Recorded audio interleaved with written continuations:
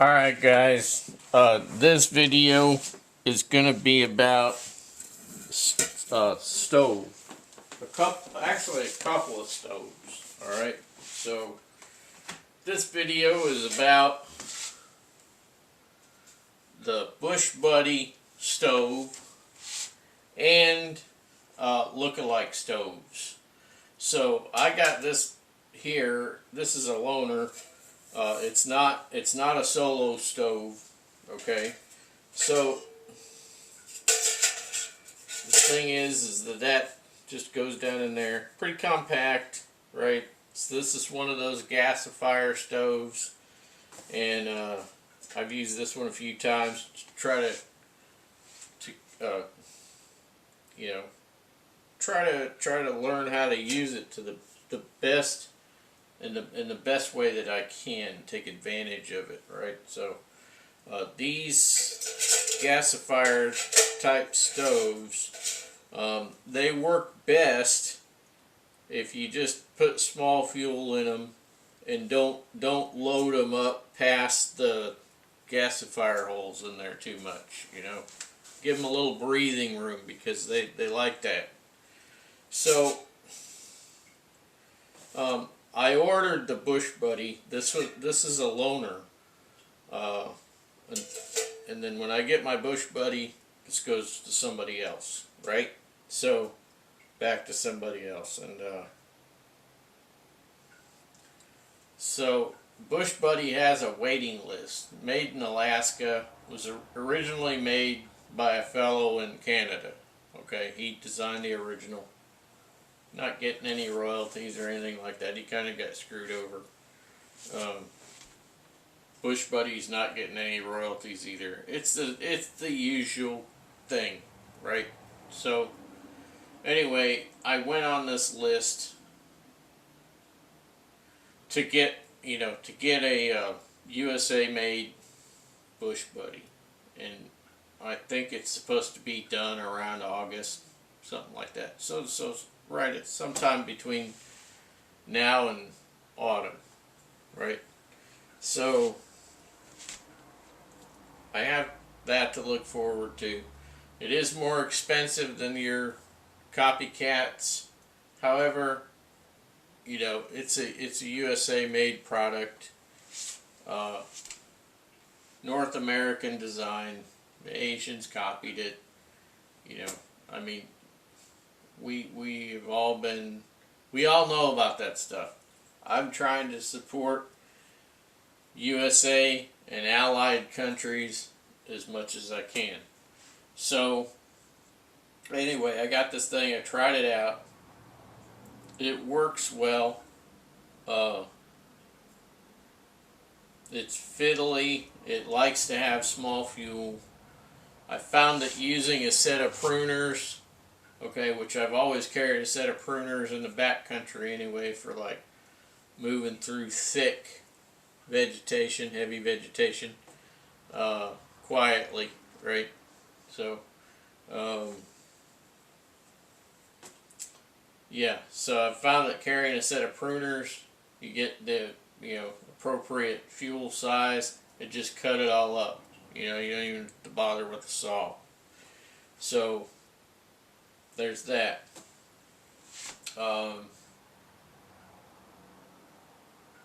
Once it gets gasifying, it's efficient. So then I knew that it was supposed to be able to be used with a Trangia burner. And this one is a SVEA military version. It's a bit bigger, but it's the same concept, right? So I thought, well, I want to try that out.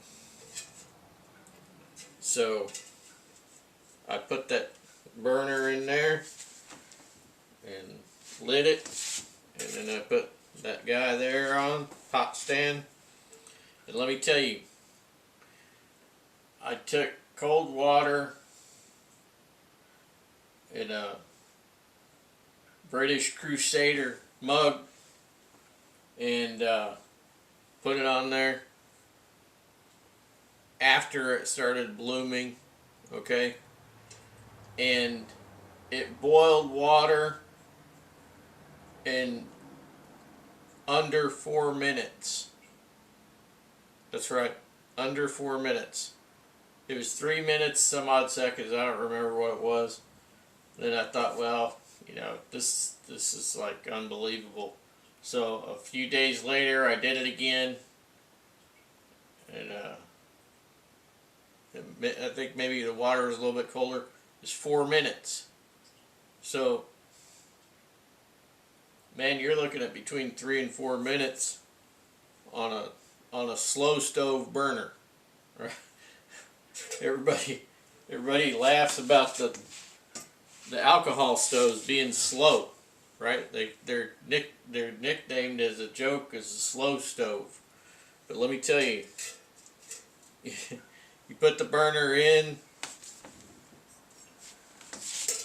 put that pot stand on, and man, it's amazing. Because I'll tell you what's happening. This is just how I feel about it, because I watched it. So what happened was I got the bloom on the burner, and then after it bloomed, then started with the air intake there.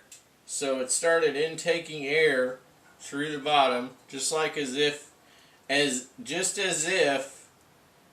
it had a wood fire in there. So it started sucking the air in, and it started doing this cone shape like it was gasifying. Only it wasn't the wood.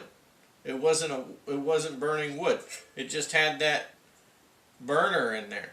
So something was going on in there between the design of it and the heat and the air coming in and everything. It was actually creating a hotter flame.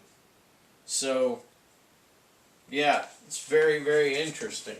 And before that, I'd always been a bit disappointed, and the alcohol stove was like the last resort, or just basically warming something up, you know, like a ration or whatever, right? But after that, I'm gonna be doing more experimenting to see how it does with other things, right?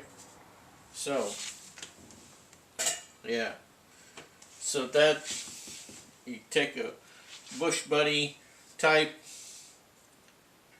stove, whether it's the actual BushBuddy or it's the knockoff, and they put the old alcohol burner in there, and you know, you got a really hot flame. Like I said, I boiled a quart of water in 3 to 4 minutes, depending on how cold the water was at the time. So here's another couple tidbits of information, just in case you don't know. I'm throwing this in here. So if you have a Trangia burner, or you have one of these military burners, when this gets hot, if you put the cap back on, the cold cap onto the hot burner, and you tighten it down, you do that enough times, eventually this cap will crack. So you want this to cool down first. And a lot of military ones, they have a cracked cap because they're on the move. They don't have a lot of time to be waiting around for the burner to cool off, right? So there's a lot of military ones, you'll see that cap will be cracked. That's one thing. Another thing is,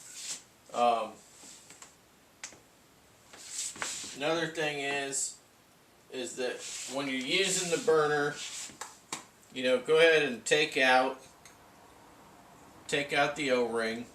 It's actually designed to come out. A lot of people say it's not designed to come out. It is designed to come out. at least with the military ones. So you take that out, put it in your pocket or a safe place, and then when it's done, when you're done using it, you cap it off. I mean, you just throw that on there to snuff out the fire, okay? And so what that does is it prevents you from getting a flame on your O-ring, right? That's why you do that. And then when you got that flame out and so on, and you're ready to put the cap back on, just put your O-ring back in there, and then get your cap back on, right? So in this case, just like a quarter turn, just give it a little snug fit, because the O-ring doesn't need to be super tight. Now,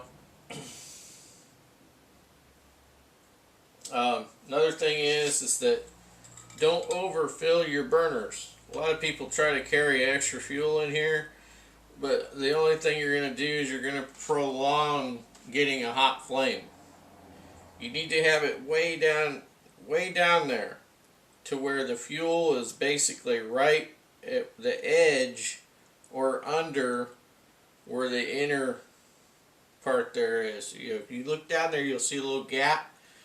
The fuel should not really be above that gap unless it's right at that gap, okay? It shouldn't be any higher than that, because that will keep you from reaching getting that bloom and having the most efficient fire. It'll burn a lot colder. It'll just be alcohol burning off, and you won't have the jets. The jets won't bloom. You won't be getting that high heat that you want from your burner. Alright? So just keep all that in mind. I think that's about it. If you guys have any comments or questions or whatever, feel free to drop a line anytime. Yeah. So, well, talk at you later.